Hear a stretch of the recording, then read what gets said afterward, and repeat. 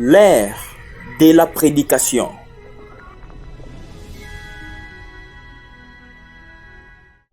Et chaque nuit, ils le font connaître.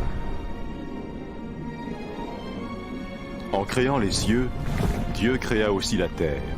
Et à partir de la poussière du sol, il créa l'homme et lui insuffla dans les narines le souffle de vie.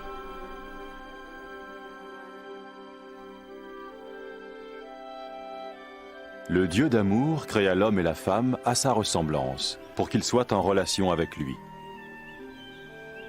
Ainsi, au commencement, il révérait et honorait Dieu, et il vivait en harmonie avec lui.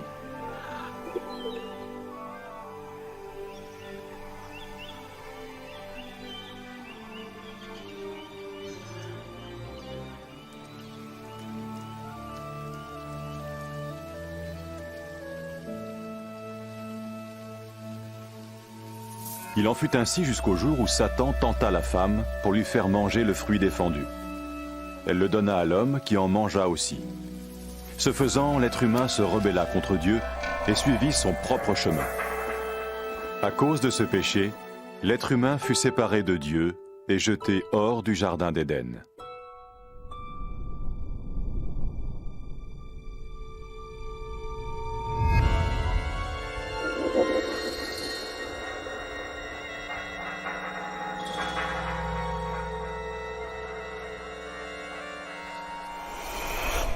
Mais Dieu aimait toujours l'être humain. Il n'avait jamais souhaité être séparé de sa création. Cependant, comment Dieu pourrait-il être saint et source de toute justice s'il ne jugeait pas l'être humain à cause de son péché? Shalom, shalom, les peuples de Dieu, que le Seigneur vous bénisse. Partout où que vous nous suivez, sur les chaînes YouTube, partout en Angola, à Brazzaville, Congo Kinshasa, je dis partout qu'il y a des enfants de Dieu. Vraiment, je vous bénis d'avoir partagé cette bonne nouvelle avec vous. Je suis venu partager la parole du Seigneur avec vous. Parce que Jésus-Christ, il a dit à Marc, chapitre 16, verset 14 et 18, Jésus-Christ a dit, allez partout dans le monde, faites les nations mes disciples. Veut dire, allez partout dans le monde, prêchez la bonne nouvelle. C'est ce que le Seigneur Jésus-Christ nous a ordonné de le faire. Alors nous, tant que les serviteurs de Dieu, nous ne pouvons pas seulement rester en prêchant la parole seulement à l'église, mais nous devons propager la bonne nouvelle partout dans le monde. Il faudrait que tout le monde nous suive et écoute la parole du Seigneur et la prédication du Seigneur Jésus-Christ. C'est là que je suis venu. Premièrement, je réponds au nom de frère Winner Balomba. Frère Winner Balomba, serviteur de l'Éternel. Aujourd'hui, je suis venu vous apporter la bonne nouvelle de la part du Seigneur Jésus-Christ. Je suis venu partager cette nourriture spirituelle avec vous aujourd'hui.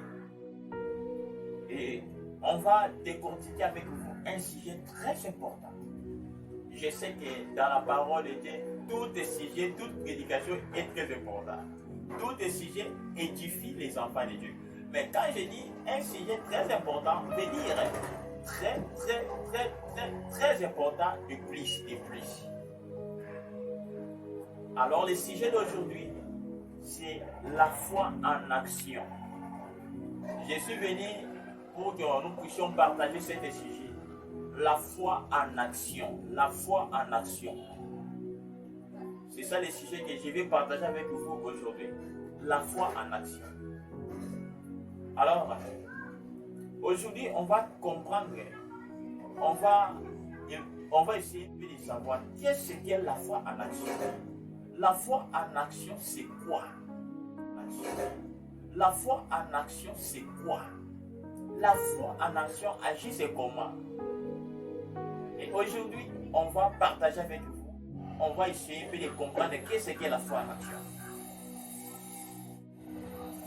Alors, sans plus tarder, on va prendre notre lecture, ça sera à Hébreux chapitre 11, verset 1. Notre lecture, c'est à Hébreux chapitre 11, verset 1. Je sais que là où vous nous suivez, vous avez des Bibles, même l'application biblique, ça se trouve dans votre téléphone. Si ça ne vous dérange pas, on peut déjà lire avec vous ensemble. Hébreux chapitre 11, verset 1. La Bible déclare: Or, la foi est une ferme assurance des choses qu'on espère et une démonstration de celles qu'on ne voit pas. C'est ce que la Bible déclare à Hébreux 11, verset 1. La Bible dit: Or, la foi est une ferme assurance des choses qu'on espère et une démonstration de celles qu'on ne voit pas. Alors avant que nous puissions voler, avant que nous puissions accélérer à notre prédication, je vais prier d'abord à ce qui concerne la lecture de la parole de Dieu. Dieu tout-puissant, le créateur du ciel et de la terre, les donateurs de tous les dons excellents et parfaits. Toi, le Dieu tout à présent, le Dieu de Hébreux 13:8. Seigneur, toi, tu nous as donné la responsabilité afin que la bonne nouvelle soit prêchée partout. Et nous voici, nous prêchons la bonne nouvelle même dans des réseaux sociaux afin que tes enfants soient bénis. Parce que je sais que le temps est arrivé. Nous sommes déjà à la fin du monde. Il faudrait que nous puissions prêcher ta parole en totalité partout. Ô Seigneur, Père bien-aimé, bénis toutes les personnes qui vont écouter cette prédication. Que cette prédication puisse apporter un plus à son âme, à son esprit. J'ai pris par la foi au nom de Jésus-Christ de Nazareth. Conduis-moi spirituellement. Conduis-moi par le Saint-Esprit. Amen. Nous venons de lire dans le livre de Hébreux chapitre 11, verset 1. La Bible déclare que or la foi est une ferme assurance et des choses qu'on espère, une démonstration de celles qu'on ne voit pas. C'est quoi d'abord la foi? Et aujourd'hui, on va essayer de comprendre c'est quoi d'abord la foi. La foi, c'est quoi? La foi, c'est croire. Quand on parle de la foi, on parle de croire. S'il n'y a pas la foi, on ne peut pas parler de croire. Mais quand on parle de la foi, on parle de croire. La foi, c'est croire. La foi, c'est croire en une action que tu ne vois pas agir à l'instant, mais tu crois à cette action. Tu crois à quelque chose que tu n'as jamais vu. Et tu crois à quelque chose qui n'a même pas arrivé. Mais tu espères que cela va arriver. C'est là que tu crois. Mais donc, tu mets de l'assurance. Parce que la Bible dit que non, la foi est une ferme assurance. On ne t'a pas donné quelque chose, mais tu crois déjà. Et tu assures que la chose là, même si je n'ai pas obtenu cela, mais je crois que j'ai obtenu. C'est ça la foi. Donc tu espères à quelque chose qui est dans le visible, mais tu crois que ça va arriver. C'est ça la foi. Alors, quand tu ne crois pas la chose là, peu importe est à l'invisible, quand tu ne crois pas, la chose là n'arrivera pas aussi. Donc la foi, tu crois à quelque chose d'imaginaire. C'est ça la foi. Parce qu'il y a beaucoup d'enfants de Dieu qui ne connaissent pas la foi. La foi c'est quoi? La foi c'est croire. Donc tu crois seulement à quelque chose que tu n'as jamais vu. C'est comme si quelqu'un te dit: Monsieur, je te donne, donc, monsieur, je vais te donner l'argent.